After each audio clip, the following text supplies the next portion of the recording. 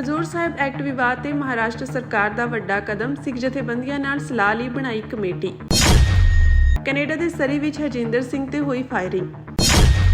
ਪੰਜਾਬ ਵਿੱਚ ਵੱਧ ਰਹੀਆਂ ਵਾਰਦਾਤਾਂ ਤੇ ਚਿੰਤਾ। ਗਿਆਨੀ ਹਰਪ੍ਰੀਤ ਸਿੰਘ ਨੇ ਵਿਧਾਨ ਸਭਾ ਵਿੱਚ ਚਰਚਾ ਦੀ ਕੀਤੀ ਮੰਗ। ਬਾਕੀ ਇਹ ਕਿ ਵਾਈਡਰ ਕੰਸਲਟੇਸ਼ਨ ਵਾਸਤੇ ਉਹ ਮੰਨ ਗਏ ਨੇ ਔਰ ਉਹਨਾਂ ਨੇ ਕਿਹਾ ਕਿ ਅਸੀਂ ਫਿਲਹਾਲ ਬਿੱਲ ਰੋਕਦੇ ਹਾਂ ਜਦ ਤੱਕ ਵਾਈਡਰ ਕੰਸਲਟੇਸ਼ਨ ਹੋਏਗੀ। ਉਸ ਤੋਂ ਬਾਅਦ ਅਸੀਂ ਦੁਬਾਰਾ ਇਹਦਾ ਡਰਾਫਟ ਲੈ ਕੇ ਆਵਾਂਗੇ, ਫਿਰ ਇਹਦੇ ਬਾਰੇ ਗੱਲ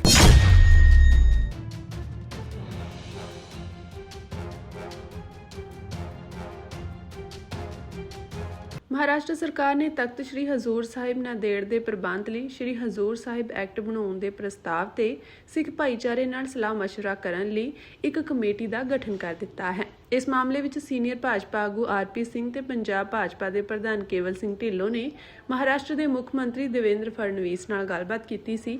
ਉਹਨਾਂ ਸਰਕਾਰ ਦੇ ਇਸ ਫੈਸਲੇ ਦਾ ਸਵਾਗਤ ਕੀਤਾ ਹੈ। ਸਰਕਾਰ ਵੱਲੋਂ ਬਣਾਈ ਗਈ ਇਸ ਕਮੇਟੀ ਵਿੱਚ ਵਧੀਕ ਮੁੱਖ ਸਕੱਤਰ, ਡਿਵੀਜ਼ਨਲ ਕਮਿਸ਼ਨਰ ਛਤਰਪਤੀ ਸੰਭਾਜੀ ਨਗਰ, ਨਾਂਦੇੜ ਦੇ ਡਿਪਟੀ ਕਮਿਸ਼ਨਰ, ਉਪ ਸਕੱਤਰ ਅਤੇ ਨਾਂਦੇੜ ਦੇ ਡਿਪਟੀ ਕਲੈਕਟਰ ਨੂੰ ਸ਼ਾਮਿਲ ਕੀਤਾ ਗਿਆ ਹੈ। ਇਹ ਕਮੇਟੀ ਸਿੱਖ ਧਾਰਮਿਕ ਆਗੂਆਂ, ਪੰਥਕ ਸੰਸਥਾਵਾਂ ਅਤੇ ਹੋਰ ਹਿੱਸੇਦਾਰਾਂ ਨੂੰ ਸੱਦਾ ਦੇ ਕੇ ਇਸ ਮਾਮਲੇ ਤੇ ਉਹਨਾਂ ਦੇ ਵਿਚਾਰ ਅਤੇ ਸੁਝਾਅ ਲਵੇਗੀ। ਆਰਪੀ ਸਿੰਘ ਨੇ ਸ਼੍ਰੋਮਣੀ ਗੁਰਦੁਆਰਾ ਪ੍ਰਬੰਧਕ ਕਮੇਟੀ, ਦਿੱਲੀ ਸਿੱਖ ਗੁਰਦੁਆਰਾ ਪ੍ਰਬੰਧਕ ਕਮੇਟੀ, ਤਖਤ ਸ੍ਰੀ ਪਟਨਾ ਸਾਹਿਬ ਪ੍ਰਬੰਧਕ ਕਮੇਟੀ, ਹਰਿਆਣਾ ਸਿੱਖ ਗੁਰਦੁਆਰਾ ਪ੍ਰਬੰਧਕ ਕਮੇਟੀ ਅਤੇ ਹੋਰ ਸਾਰੀਆਂ ਸਿੱਖ ਜਥੇਬੰਦੀਆਂ ਨੂੰ ਅਪੀਲ ਕੀਤੀ ਕਿ ਉਹ ਸਰਗਰਮੀ ਨਾਲ ਆਪਣੇ ਸੁਝਾਅ ਕਮੇਟੀ ਕੋਲ ਭੇਜਣ ਤਾਂ ਕਿ ਹਰ ਧਿਰ ਦੀ ਰਾਏ ਸੁਣੀ ਜਾ ਸਕੇ ਅਤੇ ਵਿਆਪਕ ਸਹਿਮਤੀ ਬਣਾਈ ਜਾ ਸਕੇ। ਉਹਨਾਂ ਇਹ ਵੀ ਕਿਹਾ ਕਿ ਭਾਵੇਂ ਨਵੇਂ ਬੋਰਡ ਦੇ ਗਠਨ ਵਿੱਚ ਕੁਝ ਸਮਾਂ ਲੱਗ ਸਕਦਾ ਹੈ, ਪਰ ਮਹਾਰਾਸ਼ਟਰ ਸਰਕਾਰ ਨੂੰ ਤਖਤ ਸ੍ਰੀ ਹਜ਼ੂਰ ਸਾਹਿਬ ਕੰਪਲੈਕਸ ਦੇ ਵਿਆਪਕ ਵਿਕਾਸ ਅਤੇ ਸੁੰਦਰੀਕਰਨ ਦੀ ਆਪਣੀ ਯੋਜਨਾ ਨੂੰ ਜਾਰੀ ਰੱਖਣਾ ਚਾਹੀਦਾ ਹੈ। ਉਹਨਾਂ ਸੁਝਾਅ ਦਿੱਤਾ ਕਿ ਇਸ ਯੋਜਨਾ ਨੂੰ ਕਾਸ਼ੀ ਵਿਸ਼ਵਨਾਥ ਕੋਰੀਡੋਰ ਅਤੇ ਉਜੈਨ ਦੇ ਮਹਾਕਾਲ ਦੀ ਤਰਜ਼ ਤੇ ਵਿਕਸਿਤ ਕੀਤਾ ਜਾਵੇ। ਦੱਸ ਦਈਏ ਕਿ ਇਹ ਕਮੇਟੀ ਉਸ ਸਮੇਂ ਬਣਾਈ ਗਈ ਹੈ ਜਦੋਂ ਪੰਜਾਬ ਅਤੇ ਦਿੱਲੀ ਦੇ ਭਾਜਪਾ ਆਗੂਆਂ ਨੇ ਮਹਾਰਾਸ਼ਟਰ ਸਰਕਾਰ ਦੇ ਉਸ ਵਿਵਾਦਤ ਫੈਸਲੇ ਤੇ ਇਤਰਾਜ਼ ਜਤਾਇਆ ਸੀ ਜਿਸ ਤਹਿਤ ਨਾਂਦੇੜ ਸਿੱਖ ਗੁਰਦੁਆਰਾ ਸੱਚਖੰਡ ਸ੍ਰੀ ਹਜ਼ੂਰ ਅਬਚਲ ਨਗਰ ਸਾਹਿਬ ਐਕਟ 1956 ਨੂੰ ਰੱਦ ਕਰਕੇ ਉਸ ਦੀ ਥਾਂ ਤਖਤ ਸੱਚਖੰਡ ਸ੍ਰੀ ਹਜ਼ੂਰ ਅਬਚਲ ਨਗਰ ਸਾਹਿਬ ਗੁਰਦੁਆਰਾ ਐਕਟ ਲਿਆਉਣ ਦਾ ਪ੍ਰਸਤਾਵ ਰੱਖਿਆ ਗਿਆ ਸੀ। ਮਹਾਰਾਸ਼ਟਰ ਸਰਕਾਰ ਦੇ ਇਸ ਕਦਮ ਨਾਲ ਸਿੱਖ ਭਾਈਚਾਰੇ ਵਿੱਚ ਚਿੰਤਾ ਪੈਦਾ ਹੋ ਗਈ ਸੀ। ਵਿਰੋਧ ਵਧਣ ਤੋਂ ਬਾਅਦ ਸਰਕਾਰ ਨੇ ਵਿਵਾਦਿਤ ਖਰੜੇ ਨੂੰ ਫਿਲਹਾਲ ਰੋਕ ਦਿੱਤਾ ਅਤੇ ਇਸ ਮੁੱਦੇ ਤੇ ਵਿਸਥਾਰ ਨਾਲ ਚਰਚਾ ਕਰਨ ਲਈ ਕਮੇਟੀ ਬਣਾਉਣ ਦਾ ਭਰੋਸਾ ਦਿੱਤਾ ਸੀ। ਹਾਲ ਹੀ ਵਿੱਚ ਤਖਤ ਸ੍ਰੀ ਹਜ਼ੂਰ ਸਾਹਿਬ ਦੇ ਸੇਵਾਦਾਰਾਂ ਅਤੇ ਪ੍ਰਬੰਧਕਾਂ ਨੇ ਵੀ ਧਾਰਮਿਕ ਖੁਦਮੁਖਤਿਆਰੀ ਤੇ ਜ਼ੋਰ ਦਿੰਦਿਆਂ ਇੱਕ ਗੁਰਮਤਾ ਪਾਸ ਕੀਤਾ ਸੀ ਜਿਸ ਵਿੱਚ ਮਹਾਰਾਸ਼ਟਰ ਸਰਕਾਰ ਦੇ ਇਸ ਪ੍ਰਸਤਾਵ ਨੂੰ ਰੱਦ ਕਰ ਦਿੱਤਾ ਗਿਆ ਸੀ। ਇਹ ਗੁਰਮਤਾ ਤਖਤ ਸ੍ਰੀ ਹਜ਼ੂਰ ਸਾਹਿਬ ਦੇ ਜਥੇਦਾਰ ਗਿਆਨੀ ਕੁਲਵੰਤ ਸਿੰਘ ਦੀ ਹਾਜ਼ਰੀ ਵਿੱਚ ਸਿੰਘ ਸਾਹਿਬ ਗਿਆਨੀ ਰਾਮ ਸਿੰਘ ਵੱਲੋਂ ਪੜ੍ਹ ਕੇ ਸੁਣਾਇਆ ਗਿਆ ਸੀ। ਇੱਦਾਂ ਸੀ ਕਿ ਪਰਸੋਂ ਮੈਂ ਸ਼ਾਮੀ ਜਿਹੜੇ ਮੁੱਖ ਮੰਤਰੀ ਨੇ ਮਹਾਰਾਸ਼ਟਰ ਦੇ ਫੜਨਵੀਸ ਸਾਹਿਬ ਉਹਨਾਂ ਕੋਲ ਇੱਕ ਮੈਸੇਜ ਛੱਡਿਆ, ਕਿਹਾ ਕਿ ਇਹ ਮਾਮਲਾ ਇਸ ਬਾਰੇ ਜਰਾ ਗੱਲ ਕਰਨੀ ਹੈ ਔਰ ਇਹਦਾ ਡਰਾਫਟ ਸਾਨੂੰ ਕਾਪੀ ਚਾਹੀਦੀ ਹੈ। ਉੱਥੋਂ ਰਿਸਪੌਂਸ ਆ ਗਿਆ ਇੱਕ ਮੰਤਰੀ ਜੀ ਦਾ, ਚੰਦਰ ਸ਼ੇਖਰ ਭਵਨਕਰ ਜੀ ਦਾ, ਕਿ ਮੈਂ ਦਿੱਲੀ ਆ ਰਿਹਾ, ਤੁਹਾਨੂੰ ਮਿਲਣਾ ਚਾਹੁੰਦਾ ਔਰ ਮੈਨੂੰ ਫੜਨਵੀਸ ਸਾਹਿਬ ਨੇ ਡਿਪਿਊਟ ਕੀਤਾ। ਬੜਾ ਆਭਾਰ ਹੈ ਫੜਨਵੀਸ ਸਾਹਿਬ ਦਾ ਕਿ ਉਹਨਾਂ ਨੇ ਆਪਣੇ ਇੱਥੇ ਇੱਕ ਸੀਨੀਅਰ ਮੰਤਰੀ ਜਿਹੜਾ ਸਾਡਾ ਉੱਥੇ ਕੌਮੀ ਪ੍ਰਧਾਨ ਵੀ ਰਿਹਾ ਮਹਾਰਾਸ਼ਟਰ ਦਾ, ਉਹਨੂੰ ਡਿਪਿਊਟ ਕਰਤਾ ਕਿ ਉਹ ਆ ਕੇ ਗੱਲਬਾਤ ਕਰੇ। ਉਹਨਾਂ ਨਾਲ ਗੱਲ ਹੋਈ ਮੇਰੀ ਕੱਲ੍ਹ ਇੱਥੇ ਡਿਟੇਲ ਗੱਲ ਹੋਈ ਸ਼ਾਮੀ, ਔਰ ਮੈਂ ਉਸੇ ਵੇਲੇ ਉਹਨਾਂ ਦੀ ਕੇਵਲ ਸਿੰਘ ਢਿੱਲੋਂ ਸਾਹਿਬ ਨਾਲ ਵੀ ਗੱਲ ਕਰਾਤੀ ਜਿਹੜਾ ਸਾਡੇ ਪੰਜਾਬ ਦੇ ਪ੍ਰਧਾਨ ਨੇ। ਅਤੇ ਗੱਲ ਇਹ ਰੱਖੀ ਕਿ ਵੀ ਤੁਸੀਂ ਬਿੱਲ ਲਿਆਓ, ਠੀਕ ਹੈ, ਡਰਾਫਟ ਵੀ ਥੋੜ੍ਹਾ ਅਸੀਂ ਪੜ੍ਹ ਲਵਾਂਗੇ, ਪਰ ਇਹਦੇ 'ਚ ਵਾਈਡਰ ਕੰਸਲਟੇਸ਼ਨ ਲੈ ਗਏ ਔਰ ਖਾਸ ਕਰਕੇ ਤਖਤ ਜਿਹੜੇ ਹਜ਼ੂਰ ਸਾਹਿਬ ਦੇ ਜਥੇਦਾਰ ਨੇ ਜਾਂ ਜਿਹੜੇ ਉੱਥੇ ਬਾਕੀ ਹੋਰ ਅਹੁਦੇਦਾਰ ਨੇ ਉਹਨਾਂ ਨਾਲ ਵੀ ਗੱਲਬਾਤ ਕਰਨੀ ਚਾਹੀਦੀ ਹੈ। ਔਰ ਜਿਹੜੇ SGPC ਦੇ ਲੋਕੀ ਨੇ ਜਾਂ ਹਰਿਆਣਾ ਕਮੇਟੀ ਦੇ ਨੇ ਜਾਂ ਪਟਨਾ ਕਮੇਟੀ ਦੇ ਨੇ, ਦਿੱਲੀ ਕਮੇਟੀ ਦੇ ਨੇ, ਇਹਨਾਂ ਨਾਲ ਵੀ ਗੱਲਬਾਤ ਕਰਕੇ ਫਿਰ ਤੁਸੀਂ ਆਪਣਾ ਮਸੌਦਾ ਬਣਾਓ ਅਤੇ ਉਹ ਜ਼ਿਆਦਾ ਵਿਸਤਾਰਿਕ ਹੋ ਜਾਏਗਾ। ਤੁਹਾਨੂੰ ਗੱਲ ਮੰਨਣੀ ਇਸ ਗੱਲ ਨੂੰ ਕਿ ਅਸੀਂ ਇਹਨੂੰ ਇੱਕ ਕਮੇਟੀ ਬਣਾ ਦਿੰਦੇ ਹਾਂ ਆਪਣੇ ਵੱਲੋਂ ਔਰ ਉਹ ਕਮੇਟੀ ਬਾਕੀ ਨਾਲ ਰਾਏ ਕਰਦੇ ਹੋਏ, ਸਾਰਿਆਂ ਨਾਲ ਰਾਏ ਕਰਦੇ ਹੋਏ ਫਿਰ ਇਹ ਦੁਬਾਰਾ ਡਰਾਫਟ ਬਣਾ ਲਾਂਗੇ। ਪਰ ਮੈਂ ਜਿੰਨਾ ਡਰਾਫਟ ਪੜ੍ਹਿਆ ਹਾਲੇ ਉਹਦੇ 'ਚ ਮੈਨੂੰ ਠੀਕ ਲੱਗਾ ਕਿ ਉਹਦੇ 'ਚ ਉਹਨਾਂ ਦਾ ਫੋਕਸ ਮਹਾਰਾਸ਼ਟਰ ਉੱਤੇ ਹੈ, ਕਿਉਂਕਿ ਇਹ ਬਿੱਲ ਆਇਆ ਸੀ ਜਦ ਨਾਂਦੇੜ ਸਾਹਿਬ ਹੈਦਰਾਬਾਦ ਹੀ ਚਾਹੁੰਦਾ ਸੀ। ਇਹ ਬਿੱਲ ਐਕਚੁਅਲੀ ਹੈਦਰਾਬਾਦ ਦਾ ਬਿੱਲ ਹੈ, ਹਜ਼ੂਰ ਸਾਹਿਬ ਐਕਟ 1956 ਦਾ। ਹੁਣ ਕਿਉਂਕਿ ਮਹਾਰਾਸ਼ਟਰ ਦੀ ਸਰਕਾਰ ਆਪਣੀ ਹੋ ਗਈ, ਉਹਨਾਂ ਦਾ ਫੋਕਸ ਹੈ ਕਿ ਇਹਦੇ ਜਿਹੜੇ ਨੁਮਾਇੰਦੇ ਆਉਣ ਉਹ ਮਹਾਰਾਸ਼ਟਰ ਦੇ ਆਉਣ। ਅਗਰ SGPC ਨੇ ਆਪਣੇ ਨੁਮਾਇੰਦੇ ਪਾਣੇ ਨੇ, ਉਹ ਹੈਗੇ ਨੇ SGPC ਨੁਮਾਇੰਦੇ, ਉਹ ਵੀ ਮਹਾਰਾਸ਼ਟਰ ਤੋਂ ਲੋਕੀ ਪਿਕ ਕਰਕੇ ਉਹਨਾਂ ਨੂੰ ਉਹ ਨੁਮਾਇੰਦਗੀ ਦੇਣ। ਅਤੇ ਬਾਕੀ ਇਹ ਕਿ ਵਾਈਡਰ ਕੰਸਲਟੇਸ਼ਨ ਵਾਸਤੇ ਉਹ ਮੰਨ ਗਏ ਨੇ ਔਰ ਉਹਨਾਂ ਨੇ ਕਿਹਾ ਕਿ ਅਸੀਂ ਫਿਲਹਾਲ ਬਿੱਲ ਰੋਕਦੇ ਹਾਂ जब तक वाइडर कंसल्टेशन होगी उस तो बाद दोबारा ड्राफ्ट लेके आएंगे, फिर इस बारे गल करांगे। तो नोटिफिकेशन आने का इंतजार किया जाए, क्योंकि जब तक नोटिफिकेशन नहीं आता तब तक अधेड़ में ही है तमाम। नहीं अधेड़ नहीं है, वो नहीं है, क्योंकि ਕਮਿਟ ਕਰ ਚੁੱਕੇ, ਮੰਤਰੀ ਨੇ ਖੁਦ ਕਹਿ ਚੁੱਕਾ ਕਿ ਅਸੀਂ ਵਾਈਡਰ ਕੰਸਲਟੇਸ਼ਨ ਕਰਕੇ ਕਰਾਂਗੇ, ਤੇ ਉਹ ਹੁਣ ਡਰਾਫਟ ਹੀ ਹੈ ਨਾ, ਉਹ ਹਾਲੇ ਕੋਈ ਵਿਧਾਨ ਸਭਾ 'ਚ ਪੇਸ਼ ਨਹੀਂ ਹੋਇਆ ਹਾਲੇ, ਉਹ ਡਰਾਫਟ ਤੋਂ ਹੀ ਕੰਮ ਹੋਣਾ ਹੈ, ਤੇ ਉਹ ਡਰਾਫਟ ਦੇ ਵਾਸਤੇ ਕੰਸਲਟੇਸ਼ਨ ਕਰਾਂਗੇ, ਉਹ ਕਮੇਟੀ ਬਣਾਵਾਂਗੇ, ਹਾਲੇ ਤੇ ਕੱਲ੍ਹ ਤੇ ਗੱਲ ਹੋਈ ਹੈ, ਉਹ ਕਮੇਟੀ ਬਣਾਵਾਂਗੇ ਹਾਲੇ ਜਾ ਕੇ, मंडे वर्किंग डे है, कमेटी बना के ਉਹਦੇ 'ਚ ਫਿਰ ਵਾਈਡਰ ਕੰਸਲਟੇਸ਼ਨ ਕਰਾਂਗੇ ਉਹਦੇ 'ਚ। लेकिन अब सरकार अब ਸੁਪਰੀਮ ਕੋਰਟ ਦੇ ਆਰਡਰ ਨਾਲ ਹਰਿਆਣਾ ਕਮੇਟੀ ਦਾ ਮਾਮਲਾ ਹੋਇਆ। ਪਟਨਾ ਸਾਹਿਬ ਕਮੇਟੀ ਪਹਿਲੇ ਜਿਹੜੀ SGPC ਵੀ ਹੈ ਉਹ ਵੀ ਗਵਰਨਮੈਂਟ ਆਫ ਇੰਡੀਆ ਦੁਆਰਾ ਅਥੋਰਾਈਜ਼ ਕਮੇਟੀ ਹੈ, ਉਹ ਇਹ ਨਹੀਂ ਕਿ ਕੋਈ ਆਪਣੇ ਵੱਲੋਂ ਕੋਈ ਇੰਡੀਪੈਂਡੈਂਟ ਕਮੇਟੀ ਹੈ। ਦਿੱਲੀ ਗੁਰਦੁਆਰਾ ਕਮੇਟੀ ਵੀ ਭਾਰਤ ਸਰਕਾਰ ਦੀ ਪੁਰਾਣੀ ਕਮੇਟੀ ਬਣਾਈ, मतलब पहले भारत सरकार ने बनाई थी। तो इस करके ये कहना कि कोई बीजेपी कब्जा करे, बीजेपी का कब्जा करने कोई मंशा नहीं हैगी, और इस करके ही वो ड्राफ्ट द्वारा ओपन करता गया ताकि वाइडर कंसल्टेशन हो सके। ਉਹਦੇ 'ਚ SGPC ਦੇ ਲੋਕੀ ਨੇ, ਦਿੱਲੀ ਗੁਰਦੁਆਰਾ ਦੇ ਨੇ, ਪਟਨਾ ਸਾਹਿਬ ਦੀ ਕਮੇਟੀ ਦੇ ਨੇ ਜਾਂ ਹਰਿਆਣਾ ਕਮੇਟੀ ਦੇ ਨੇ, ਉਹ ਆਪਣੇ ਸੁਝਾਅ ਭੇਜ ਸਕਦੇ ਨੇ ਉੱਥੇ ਜੀ। ਸਰੀ ਵਿਖੇ ਲੰਗੀ ਰਾਤ ਇੱਥੋਂ ਦੇ ਇੱਕ ਨਾਮਵਰ ਵਿਅਕਤੀ ਤੇ ਉਹਨਾਂ ਦੇ ਘਰ ਦੇ ਮੂਹਰੇ 3 ਵਿਅਕਤੀਆਂ ਨੇ ਗੋਲੀਬਾਰੀ ਕੀਤੀ, ਪਰ ਚੌਕਸੀ ਕਾਰਨ ਉਹਨਾਂ ਦੀ ਜਾਨ ਬਚ ਗਈ। ਪੀੜਤ ਦੀ ਪਛਾਣ ਹਰਜਿੰਦਰ ਸਿੰਘ ਡੰਡੋਵਾਲ ਵਜੋਂ ਹੋਈ ਹੈ, ਜੋ 3 ਸਾਲ ਪਹਿਲਾਂ ਗੁਰੂ ਨਾਨਕ ਸਿੰਘ ਗੁਰਦੁਆਰਾ ਸਰੀ ਦੀ ਪਾਰਕਿੰਗ ਵਿੱਚ ਕਤਲ ਕੀਤੇ ਗਏ ਭਾਈ ਹਰਦੀਪ ਸਿੰਘ ਨਿੱਜਰ ਦੇ ਸਾਥੀ ਸਨ। ਪੁਲਿਸ ਵੱਲੋਂ ਜਾਰੀ ਜਾਣਕਾਰੀ ਅਨੁਸਾਰ ਟਰੱਕ ਚਾਲਕ ਹਰਜਿੰਦਰ ਸਿੰਘ ਸਰੀ ਗੁਰਦੁਆਰਾ ਸਾਹਿਬ ਵਿਖੇ ਚੱਲਦੇ ਉਸਾਰੀ ਦੇ ਕੰਮ ਵਿੱਚ ਹਿੱਸਾ ਲੈਣ ਮਗਰੋਂ ਦੇਰ ਰਾਤ ਜਿਵੇਂ ਹੀ ਆਪਣੇ ਘਰ ਦੇ ਬਾਹਰ ਪਹੁੰਚੇ ਤਾਂ ਉਹਨਾਂ ਦਾ ਪਿੱਛਾ ਕਰ ਰਹੇ 2 ਕਾਰਾਂ ਵਿੱਚ ਸਵਾਰ 3 ਵਿਅਕਤੀਆਂ ਨੇ ਉਹਨਾਂ ਤੇ ਗੋਲੀਬਾਰੀ ਸ਼ੁਰੂ ਕਰ ਦਿੱਤੀ। ਹਰਜਿੰਦਰ ਸਿੰਘ ਨੇ ਕਾਰ ਦਾ ਹੌਰਨ ਵਜਾਉਣਾ ਸ਼ੁਰੂ ਕਰ ਦਿੱਤਾ, ਜਿਸ ਕਰਕੇ ਹਮਲਾਵਰ ਉਹਨਾਂ ਉੱਤੇ ਕੁਝ ਗੋਲੀਆਂ ਚਲਾ ਕੇ ਉੱਥੋਂ ਭੱਜ ਗਏ। ਹਰਜਿੰਦਰ ਸਿੰਘ ਦੀ ਖੱਬੀ ਬਾਂਹ ਤੇ ਕੁਝ ਗੋਲੀਆਂ ਲੱਗੀਆਂ ਹਨ, ਉਹਨਾਂ ਨੂੰ ਤੁਰੰਤ ਹਸਪਤਾਲ ਦਾਖਲ ਕਰਵਾਇਆ ਗਿਆ।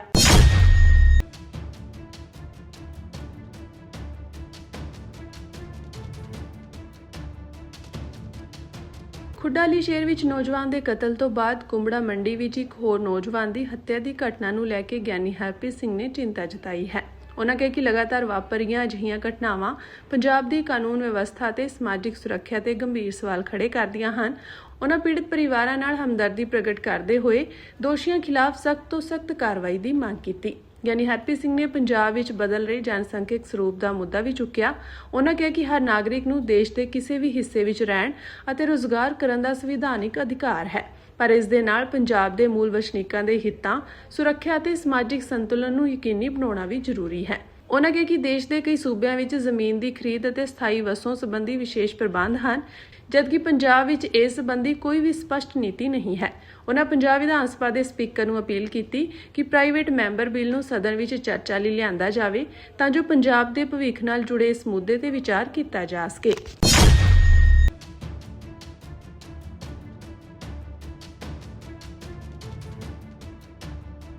ਪਾਕਿਸਤਾਨ ਅੰਦਰ ਜ਼ਿਲ੍ਹਾ ਸ਼ੇਖੂਪੁਰਾ ਦੇ ਫਰੂਖਾਬਾਦ ਵਿੱਚ ਸਥਿਤ ਗੁਰਦੁਆਰਾ ਸਾਹਿਬ ਦੀ ਇਮਾਰਤ ਦੇ ਇੱਕ ਹਿੱਸੇ ਨੂੰ ਕੁਝ ਲੋਕਾਂ ਵੱਲੋਂ ਢਾਹ ਕੇ ਜਾਇਦਾਦ ਹਥਿਆਉਣ ਦੀ ਘਟਨਾ ਦਾ ਸ਼੍ਰੋਮਣੀ ਗੁਰਦੁਆਰਾ ਪ੍ਰਬੰਧਕ ਕਮੇਟੀ ਦੇ ਪ੍ਰਧਾਨ ਐਡਵੋਕੇਟ ਹਰਜਿੰਦਰ ਸਿੰਘ ਧਾਮੀ ਨੇ ਸਖਤ ਨੋਟਿਸ ਲੈਂਦਿਆਂ ਪਾਕਿਸਤਾਨ ਸਰਕਾਰ ਨੂੰ ਸਿੱਖ ਵਿਰਾਸਤਾਂ ਦੀ ਸੰਭਾਲ ਯਕੀਨੀ ਬਣਾਉਣ ਲਈ ਆਖਿਆ ਹੈ। ਐਡਵੋਕੇਟ ਧਾਮੀ ਨੇ ਕਿਹਾ ਕਿ ਪਾਕਿਸਤਾਨ ਅੰਦਰ ਸਿੱਖ ਇਤਿਹਾਸ ਨਾਲ ਸੰਬੰਧਿਤ ਬਹੁਤ ਸਾਰੇ ਗੁਰਦੁਆਰਾ ਸਾਹਿਬਾਨ ਅਤੇ ਵਿਰਾਸਤਾਂ ਮੌਜੂਦ ਹਨ, ਜਿਨ੍ਹਾਂ ਦੀ ਸੰਭਾਲ ਦੀ ਜ਼ਿੰਮੇਵਾਰੀ ਉੱਥੋਂ ਦੀ ਸਰਕਾਰ ਦੀ ਹੈ।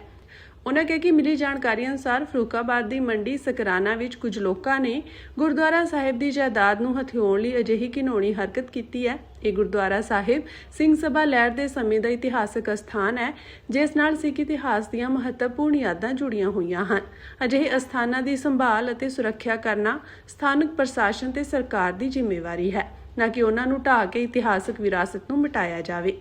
ਐਡਵੋਕੇਟ ਧਾਮੀ ਨੇ ਪਾਕਿਸਤਾਨ ਸਰਕਾਰ ਅਤੇ ਵੈਕਿਊ ਟਰਸਟ ਪ੍ਰਾਪਰਟੀ ਬੋਰਡ ਨੂੰ ਅਪੀਲ ਕੀਤੀ ਕਿ ਇਸ ਮਾਮਲੇ ਦੀ ਤੁਰੰਤ ਅਤੇ ਨਿਰਪੱਖ ਜਾਂਚ ਕਰਵਾ ਕੇ ਜ਼ਿੰਮੇਵਾਰ ਵਿਅਕਤੀਆਂ ਖਿਲਾਫ ਸਖਤ ਕਾਰਵਾਈ ਕੀਤੀ ਜਾਵੇ ਅਤੇ ਗੁਰਦੁਆਰਾ ਸਾਹਿਬ ਦੀ ਇਤਿਹਾਸਕ ਪਹਿਚਾਣ ਨੂੰ ਬਰਕਰਾਰ ਰੱਖਦਿਆਂ ਇਸ ਦੀ ਮੁੜ ਉਸਾਰੀ ਅਤੇ ਸੰਭਾਲ ਲਈ ਢੁਕਵੇਂ ਕਦਮ ਚੁੱਕੇ ਜਾਣ। ਉਹਨਾਂ ਕਿਹਾ ਕਿ ਪਾਕਿਸਤਾਨ ਵਿੱਚ ਸਥਿਤ ਗੁਰੂ ਸਾਹਿਬਾਨ ਨਾਲ ਸੰਬੰਧਿਤ ਗੁਰਦੁਆਰੇ ਅਤੇ ਹੋਰ ਸਿੱਖ ਵਿਰਾਸਤੀ ਅਸਥਾਨ ਵਿਸ਼ਵ ਭਰ ਦੀ ਸੰਗਤ ਦੀ ਆਸਥਾ ਦਾ ਕੇਂਦਰ ਹਨ। ਇਹਨਾਂ ਦੀ ਸੁਰੱਖਿਆ ਲਈ ਠੋਸ ਪ੍ਰਬੰਧ ਕੀਤੇ ਜਾਣੇ ਚਾਹੀਦੇ ਹਨ ਤਾਂ ਜੋ ਭਵਿੱਖ ਵਿੱਚ ਇਸ ਤਰ੍ਹਾਂ ਦੀ ਕੋਈ ਵੀ ਘਟਨਾ ਦੁਬਾਰਾ ਨਾ ਵਾਪਰੇ।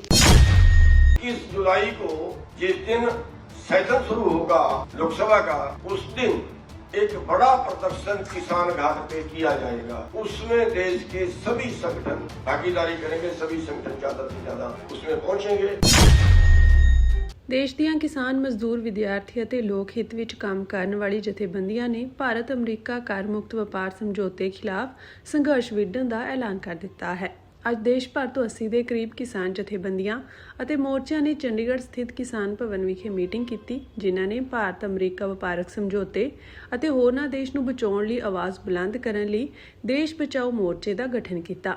ਇਸ ਦੇ ਨਾਲ ਹੀ 21 ਜੁਲਾਈ ਨੂੰ ਦਿੱਲੀ ਸਥਿਤ ਕਿਸਾਨ ਘਾਟ ਉੱਤੇ ਰੋਸ ਮੁਜ਼ਾਹਰਾ ਕਰਨ ਦਾ ਫੈਸਲਾ ਕੀਤਾ ਗਿਆ ਹੈ। ਦੇਸ਼ ਬਚਾਓ ਮੋਰਚਾ ਦੇ ਆਗੂ ਗੁਰਨਾਮ ਸਿੰਘ ਚੜੂਨੀ, ਸਰਵਣ ਸਿੰਘ ਪੰਧੇਰ ਅਤੇ ਹੋਰਨਾਂ ਆਗੂਆਂ ਨੇ ਕਿਹਾ ਕਿ 21 ਜੁਲਾਈ ਤੋਂ ਸੰਸਦ ਦਾ ਸੈਸ਼ਨ ਸ਼ੁਰੂ ਹੋ ਰਿਹਾ ਹੈ। ਇਸੇ ਦੇ ਮੱਦੇਨਜ਼ਰ 21 ਜੁਲਾਈ ਨੂੰ ਦਿੱਲੀ ਵਿਖੇ ਕਿਸਾਨਾਂ ਵੱਲੋਂ ਆਵਾਜ਼ ਬੁਲੰਦ ਕੀਤੀ ਜਾਵੇਗੀ। ਮੋਰਚੇ ਦੇ ਆਗੂਆਂ ਨੇ ਕਿਹਾ ਕਿ 15 ਜੁਲਾਈ ਨੂੰ ਜ਼ਿਲ੍ਹਾ ਤੇ ਤਹਿਸੀਲ ਪੱਧਰ ਉੱਤੇ ਮੋਟਰਸਾਈਕਲ ਮਾਰਚ ਕੱਢੇ ਜਾਣਗੇ ਅਤੇ ਕਿਸਾਨਾਂ, ਮਜ਼ਦੂਰਾਂ ਸਣੇ ਲੋਕ ਹਿੱਤ ਦੀਆਂ ਮੰਗਾਂ ਨੂੰ ਲੈ ਕੇ ਪ੍ਰਸ਼ਾਸਨਿਕ ਅਧਿਕਾਰੀਆਂ ਨੂੰ ਪ੍ਰਧਾਨ ਮੰਤਰੀ ਦੇ ਨਾਮ ਮੰਗ ਪੱਤਰ ਸੌਂਪੇ ਜਾਣਗੇ। ਮੋਰਚੇ ਦੇ ਆਗੂਆਂ ਨੇ ਮੰਗ ਕੀਤੀ ਕਿ ਭਾਰਤ ਅਮਰੀਕਾ ਵਪਾਰਕ ਸਮਝੌਤੇ ਰੱਦ ਕੀਤੇ ਜਾਣ, ਕਿਸਾਨਾਂ ਨੂੰ ਸਾਰੀਆਂ ਫਸਲਾਂ ਉੱਤੇ MSP ਦੀ ਕਾਨੂੰਨੀ ਗਰੰਟੀ ਦਿੱਤੀ ਜਾਵੇ, ਕਿਸਾਨਾਂ ਦੀ ਕਰਜ਼ਾ ਮੁਆਫੀ ਕੀਤੀ ਜਾਵੇ। ਇਸ ਤੋਂ ਇਲਾਵਾ ਹੋਰ ਕਿਸਾਨਾਂ ਤੇ ਮਜ਼ਦੂਰਾਂ ਦੀਆਂ ਮੰਗਾਂ ਨੂੰ ਵੀ ਪੂਰਾ ਕੀਤਾ ਜਾਵੇ। आज से देश बचाओ मोर्चा, जिसके अंदर किसान, मजदूर, समाज सेवी और विद्यार्थी या जो भी देश को बचाना चाहते हैं, जैसे जस्टिस कोलसे पाटिल हमारे बीच में बैठे हैं, ये भी समाज सेवी हैं। अभी यहाँ पे जो है स्वामी जी आए हुए थे, वो शायद पीछे हैं कहीं।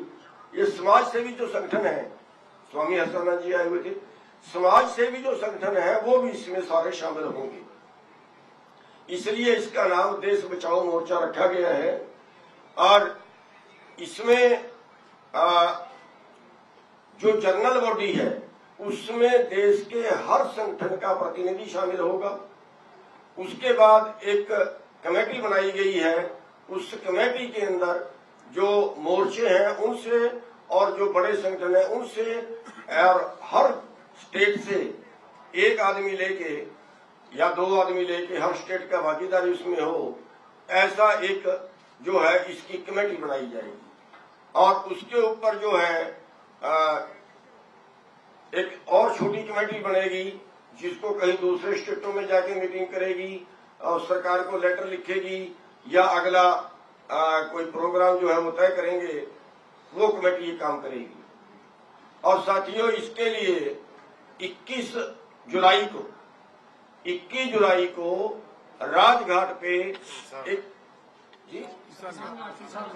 किसान घाट 21 जुलाई को जिस दिन सेशन शुरू होगा लोकसभा का, उस दिन एक बड़ा प्रदर्शन किसान घाट पे किया जाएगा।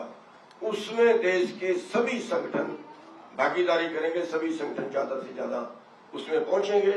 और इसमें कौन कौन से एजेंडे और शामिल किए जाएंगे जो देश को बचाने के हैं, जैसे इनमें MSP है या जो जैसे कर्जा माफी की बात है, ऐसे और भी जो इसमें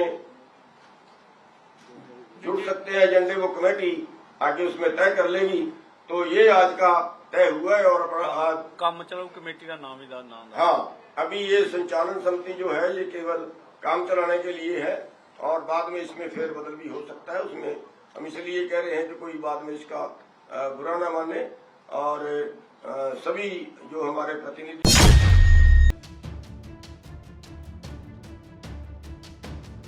ਅਮਰੀਕੀ ਸੁਪਰੀਮ ਕੋਰਟ ਨੇ ਫੈਸਲਾ ਸੁਣਾਇਆ ਕਿ 14ਵਾਂ ਸੋਧ ਸੰਯੁਕਤ ਰਾਜ ਅਮਰੀਕਾ ਵਿੱਚ ਪੈਦਾ ਹੋਏ ਬੱਚਿਆਂ ਨੂੰ ਜਨਮ ਤੋਂ ਹੀ ਨਾਗਰਿਕਤਾ ਦੇ ਅਧਿਕਾਰ ਦੀ ਗਰੰਟੀ ਦਿੰਦਾ ਹੈ, ਭਾਵੇਂ ਉਹਨਾਂ ਦੇ ਮਾਪੇ ਦੇਸ਼ ਵਿੱਚ ਗੈਰ ਕਾਨੂੰਨੀ ਤੌਰ ਤੇ ਹੋਣ ਜਾਂ ਸਿਰਫ ਅਸਥਾਈ ਤੌਰ ਤੇ ਮੌਜੂਦ ਹੋਣ। ਅਦਾਲਤ ਨੇ ਰਾਸ਼ਟਰਪਤੀ ਡੋਨਾਲਡ ਟਰੰਪ ਦੇ ਕਾਰਜਕਾਰੀ ਆਦੇਸ਼ ਨੂੰ ਰੱਦ ਕਰ ਦਿੱਤਾ ਹੈ, ਜਿਸ ਵਿੱਚ ਅਜਿਹੀ ਨਾਗਰਿਕਤਾ ਤੋਂ ਇਨਕਾਰ ਕਰਨ ਦੀ ਮੰਗ ਕੀਤੀ ਗਈ ਸੀ। 5-4 ਦੇ ਸੰਵਿਧਾਨਕ ਫੈਸਲੇ ਵਿੱਚ ਚੀਫ ਜਸਟਿਸ ਜੌਨ ਰੋਬਰਟਸ ਨੇ ਬਹੁਮਤ ਰਾਏ ਲਿਖੀ, ਜਿਸ ਵਿੱਚ ਜਸਟਿਸ ਸੋਨੀਆ ਸੋਟੋਮੇਅਰ, ਐਲੇਨਾ ਕਾਗਨ, ਐਮੀ ਕੋਨੀ ਬੈਰੇਟ ਅਤੇ ਕੇਤਨਜੀ ਬ੍ਰਾਊਨ ਜੈਕਸਨ ਸ਼ਾਮਿਲ ਹੋਏ। ਜਸਟਿਸ ਬ੍ਰੈਟ ਕੇਵਾਨੋ ਨੇ ਅੰਸ਼ਕ ਤੌਰ ਤੇ ਸਹਿਮਤੀ ਪ੍ਰਗਟ ਕੀਤੀ ਅਤੇ ਅੰਸ਼ਕ ਤੌਰ ਤੇ ਅਸਹਿਮਤੀ ਪ੍ਰਗਟ ਕੀਤੀ, ਜਦੋਂ ਕਿ ਜਸਟਿਸ ਕਲੇਰੈਂਸ ਥਾਮਸ, ਸੈਮੂਅਲ ਅਲੀਟੋ ਅਤੇ ਨੀਲ ਗੋਰਸ ਨੇ ਅਸਹਿਮਤੀ ਪ੍ਰਗਟ ਕੀਤੀ। ਇਹ ਮਾਮਲਾ ਸੰਯੁਕਤ ਰਾਜ ਅਮਰੀਕਾ ਦੇ ਰਾਸ਼ਟਰਪਤੀ ਡੋਨਾਲਡ ਟਰੰਪ ਨਾਲ ਸੰਬੰਧਿਤ ਹੈ, ਜੋ ਕਿ 20 ਜਨਵਰੀ 2025 ਨੂੰ ਰਾਸ਼ਟਰਪਤੀ ਟਰੰਪ ਵੱਲੋਂ ਜਾਰੀ ਕੀਤੇ ਗਏ ਕਾਰਜਕਾਰੀ ਆਦੇਸ਼ ਨੰਬਰ 14160 ਨਾਲ ਸੰਬੰਧਿਤ ਹੈ, ਜਿਸ ਦਾ ਸਿਰਲੇਖ ਅਮਰੀਕੀ ਨਾਗਰਿਕਤਾ ਦੇ ਅਰਥ ਅਤੇ ਮਹੱਤਵ ਦੀ ਰੱਖਿਆ ਕਰਨਾ ਹੈ।